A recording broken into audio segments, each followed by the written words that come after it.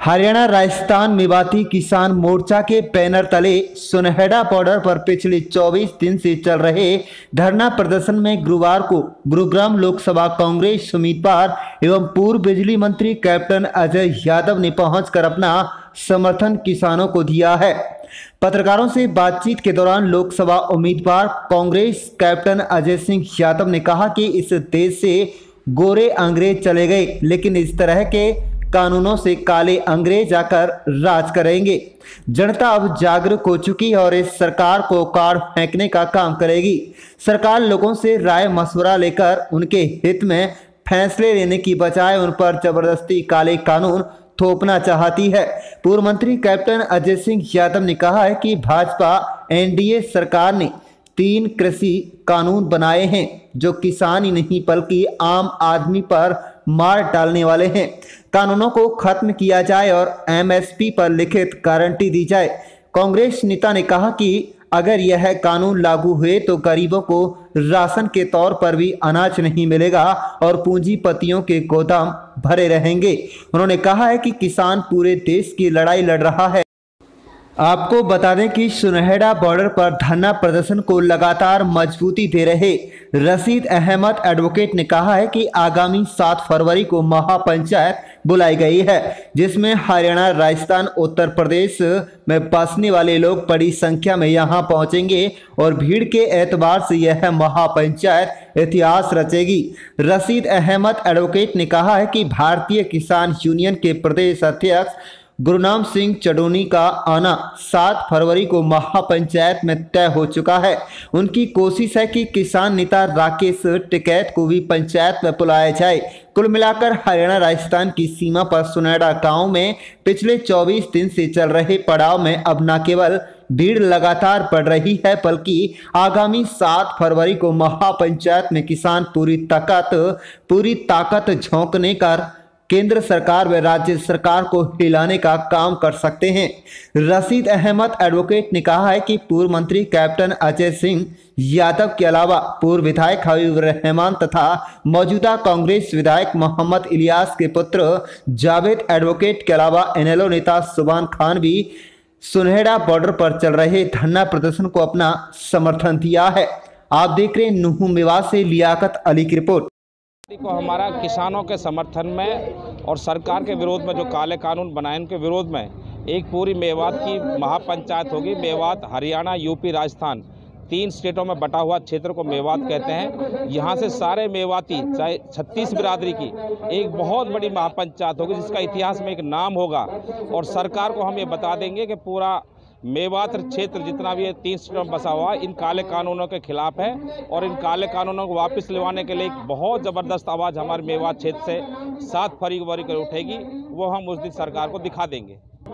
आज हमारा 24वां दिन है इस आंदोलन का और इसमें आज कैप्टन अजय भाई Javed advocate, Habibur Rahman x MLA, मुबारक नोट की भाई आए हैं। सुभान का सेक्रेटरी हमारे बीच में रोजाना ही रहते हैं। तो आज नेताओं का तो रोजाना हमें समर्थन और सहयोग दिन पर दिन मिलता जा रहा है और लोग आते जा रहे हैं। गुरनाम सिंह चुडनी से हमारी कंफर्म होगी ये बात। उन्होंने कहा कि मैं 7 फरवरी को मेवात की महापंचायत में जरूर आऊँगा और हमारा न्योता कबूल कर लिया उन्होंने। और टिकैत साहब के पास भी हमारा आदमी गए हुए हैं। 1 घंटे के अंदर वो भी कंफर्म हो जाएगा। 99% उम्मीद है टिकैत साहब हमारे निमंत्रण को कबूल करेंगे और मेवात की सरजमी पर आएंगे ये और हमारी महापंचायत एक बहुत बड़ा एक अच्छी कामयाबी की बुलंदियों को छुएगी। आज जो हमारे किसान धरना पे बैठे हैं इनका मकसद केवल एक ही है कि जो भाजपा और एनडीए सरकार ने ये जो 3 काले कानून कृषि कानून बिल पास किए हैं उसको रिपील करने के लिए, कि उसको ख़त्म करने के लिए आंदोलन चल रहा है पूरे देश भर में। और मैं समझता हूँ कि अगर ये बिल पास हो जाते हैं तो सबसे ज़्यादा अगर कोई मार पड़ेगी तो गरीब आदमी के पड़ेगी, क्योंकि बड़े बड़े जो पूंजीपति हैं उनके ऊपर स्टॉक लिमिट ख़त्म कर दी है। वो इतना अनाज स्टॉक कर लेंगे कि सरकार राशन के तौर पे भी अनाज गरीब आदमी को नहीं दे पाएगी। तो ये जो किसान आंदोलन कर रहे हैं ये केवल अपने नहीं लड़ रहे, ये पूरे देश की लड़ाई लड़ रहे हैं जो पूरे देश का पेट भरते हैं। तो मेरा ये कहना है कि सरकार को पुनः विचार करना चाहिए और इन 3 कानूनों को, 3 का जो काले कानून हैं उनको वापस लें और जो इन्होंने बीच में रखा है कि भाई आप डीसी और एसडीएम तक आप केवल जा सकते हैं, इसके अंदर न्यायालय की जाने की भी छूट होनी चाहिए, स्टॉक लिमिट हटना चाहिए और इन तीनों काले कानूनों को हटाएं। ये मांगते हैं रेल, नहीं देते, रेल मांगते हैं यूनिवर्सिटी, नहीं देते। ये कहते हैं कोटा झील को विकसित करो, रोजगार की बात करो, महंगाई की बात, ये नहीं कितनी भारी महंगाई हो रही है, ये केवल थोपना चाहते हैं। लेकिन जो लोग मांग करते हैं, क्या किसान ने कानून की मांग करी थी? कानून की मांग करी थी? बिल्कुल नहीं करी थी। तो मेरा ये मानना है कि आज जो किसान है वो तंग आकर आज सड़कों पे है, और अगर कोई मोदी को झुका सकता है तो केवल किसान वर्ग ही झुका सकता है। क्या हूँ मैं, और वहाँ पर जाके हमने अपना जो भी कुछ हम कर सकते हैं तन मन धन से मदद करने की कोशिश करी है। और हमारे जयसिंहपुर खेड़ा है, टिकरी बॉर्डर है, और हमारा जो पूरे लंगर लग रहे हैं करनाल के अंदर जो है, वहाँ भी मैं गया था, वहाँ भी होकर आया था। जी जी जी, कांग्रेस बात नहीं, ये किसानों के खिलाफ है, और वो आम आदमी खिलाफ आम आदमी खिलाफ। बजट में इन्होंने जो एफडीआई है, जो पूंजी निवेश है, वो 75% कर दिया, 74% कर दिया, 49% थे। इससे क्या होगा कि जो पहले गोरे अंग्रेज थे अब काले अंग्रेज आ जाएंगे, इस देश पे राज करेंगे। तो मेरा कहने का मकसद कि ये इस प्रकार की ये जो काम कर रहे हैं, ये देश हित में नहीं है, केवल अपनी जेबों को भरने का काम कर रहे हैं। कि मेवात ही नहीं, पूरा देश जो है जाग उठा है और इस सरकार के खिलाफ आंदोलन कर इस सरकार को अपने उखाड़ फेंकने के लिए सब संकल्पित है। अभी पिछले जो चुनाव हुए थे उसमें अहिरवाल से ज्यादा प्यार जो है मेवात के लोगों ने मुझे दिया।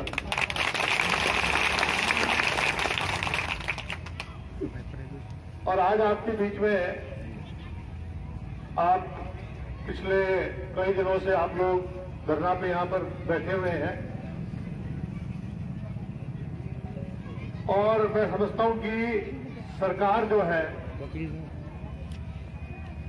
मोदी सरकार, ये ऐसे कानून लेके आई है, 3 काले कानून, अगर ये लागू हो गए तो आप सोच सकते हैं कि अगर इन्होंने इस कानून में ये डाल दिया है कि कोई भी व्यक्ति बगैर रजिस्ट्रेशन के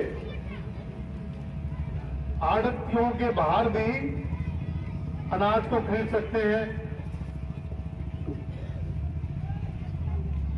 तो उससे क्या होगा? इन्होंने दूसरा जो उस पर लिमिट थी, पहले यह था कि इतना सामान तक आप अनाज खरीद सकते हैं, उसकी एक लिमिट थी, वो लिमिट भी हटा दी। यानी कि ये कहते हैं ना, ब्लैक मार्केटिंग का रास्ता खोल दिया।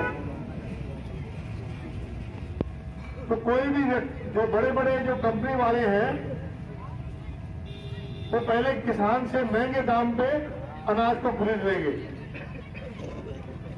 1 साल खरीदेंगे, 2 साल खरीदेंगे, इतने में आपके आड़ती भाई भाग जाएंगे छोड़ के। अनाज पैदा करेगा, उसमें से कुछ अपने पास रख लेगा और बाकी बेच देगा। लेकिन जो गरीब आदमी है, जिसके पास जमीन जायदाद नहीं है, जिसको जो केवल सरकार के ऊपर निर्भर है, जब बड़े बड़े पूंजीपति अनाज को खरीद लेंगे तो सरकार अनाज कहां से खरीदेगी? जब मंडियां बंद हो जाएंगी तो ये जो राशन पे जो आपको मिलता है, तो जो अनाज, वो मिलना भी बंद हो जाएगा। इसलिए मैं कहना चाहता हूं कि जो किसान लड़ाई लड़ रहा है, तो किसान अपनी लड़ाई नहीं लड़ रहा, वो आम आदमी की लड़ाई लड़ रहा है। इस बात को सुनिए। मेवात मांग कर रहा है कि यहाँ कोटला झील विकसित की जाए, तो कोटला झील को विकसित नहीं करेंगे। मेवात मांग कर रहा है कि यहाँ रेल लाइन बननी चाहिए, रेलवे लाइन नहीं बनाएंगे। और मेवात यहाँ पर मांग कर रहा है कि यहाँ यूनिवर्सिटी बननी चाहिए हमारे बच्चों के लिए, वो नहीं बनाएंगे। लेकिन आप पर काले कानून थोपेंगे।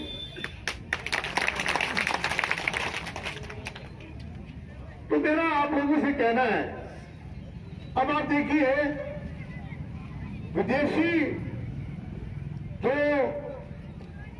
आपके अंदर एफडीआई जो है, विदेशी जो व्यक्ति अब यहां पर पैसा डाल सकता था, कंपनी के अंदर पहले 49% था, 49%। जो डॉक्टर मनमोहन सिंह ने जो एफडीआई था पूंजी निवेश वो 49% था और 51% था हिंदुस्तान की कंपनियों का। अभी बजट में इन्होंने बढ़ाकर वो 74% कर दिया, यानी विदेशी कंपनियां 74% तक अपना हिस्सा रख सकती हैं किसी भी कंपनी के अंदर। पहले तो आए थे गोरे अंग्रेज, अब काले अंग्रेज आ जाएंगे।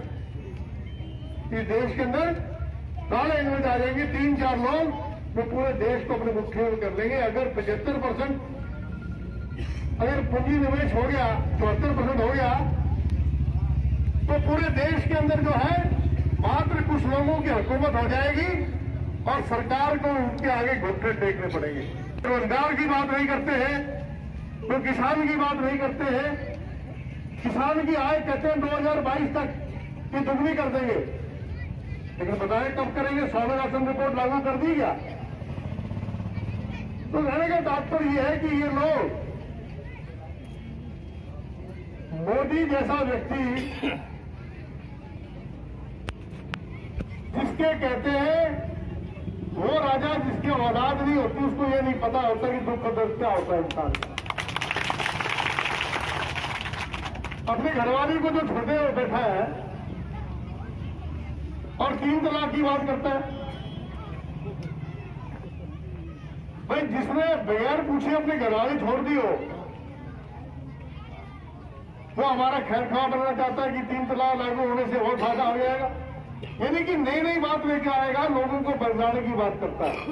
तो मैं तो आपको किसान भाइयों से केवल एक ही बात आज कह रहा हूं कि मैं आप लोगों के साथ तन मन धन से मैं आपके साथ कि मैं और जगह नहीं गया, मैं टिकरी बॉर्डर भी गया हूं। मैं हमारा जो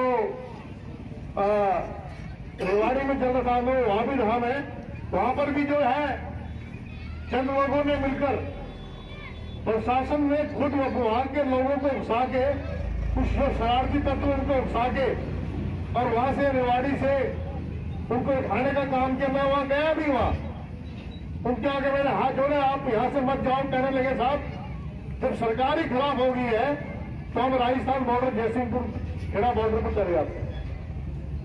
तो जयसिंहपुर खेड़ा भी बॉर्डर भी जो है मैं अब तक नहीं जा पाया, वहां भी जाऊंगा, क्योंकि अब तक मैं अपने जो हमारे वहां किसान बैठे हुए थे बसानी बराज के पास उनकी देखभाल कर रहा हूं। तो ये बात नहीं, मैं भी एक किसान का बेटा हूं, मैं पहले किसान हूं बाद में कांग्रेसी हूं। तो एक मैं किसान के बेटे के नाते आपके बीच में यहां आया हूं और आपको वायदा करता हूं कि जब कभी भी आपका केवल एक इशारा होगा, आपके बीच में कैप्टन सिंह हमेशा हाजिर रहेगा। क्योंकि जिस तरीके से आप लोगों ने पिछले चुनाव में जो मेरा साथ दिया, जो मेरे भाइयों ने भी दिया मेरा, वो कर्ज मेरे को हमेशा जिंदगी में बना रहेगा। इन शब्दों के साथ मुझे पूर्ण उम्मीद है कि ये अंधी बहरी सरकार जो कटीले तार लगा रही है, कीले लगा रही है, आप मुझे बताएं ये पाकिस्तान या चीन का बॉर्डर है क्या? वहां पर नतीजे जो है कीले ठोक रहे हैं। अरे आप अपने आदमियों को आप ऐसे कर रहे हैं जैसे ये कोई पाकिस्तान या चीन के लोग हैं। तो कटीले तार लगा रहे हैं और वहां पर लोगों को भड़का रहे हैं। सिंगुपुर बॉर्डर पर भड़का दिया लोगों को, लेकिन वहां के लोग समझदार हैं, वो नहीं माने। ये रंग लेके आएगी, मैं आपको आज बात कह रहा हूं। सरकार को झुकना होगा, सरकार को झुकना होगा, मोदी को झुकना होगा। इस गरूर आदमी को इसकी मरोड़ निकालनी पर निकल जाएगी, और नहीं निकलेगी तो आप लोग निकाल दोगे। मैंने आप लोगों से कह रहा था, आज आपके बीच में आया हूं और मैं समझता हूं कि हमारे सभी साथी, जो मैंने हबीब रहमान साहब से बात की थी, मैंने इलियास साहब से बात भी की थी, मामन जी से बात भी की थी और आफ्ताब साहब से भी बात हुई है। हम लोग पूरा समर्थन आप लोगों को हमेशा आगे देते रहेंगे, देते रहे, आगे भी देते रहेंगे। बहुत ही आपका शुक्रिया है कि आप लोगों ने मुझे अपनी 2 शब्द बात कहने की बात की।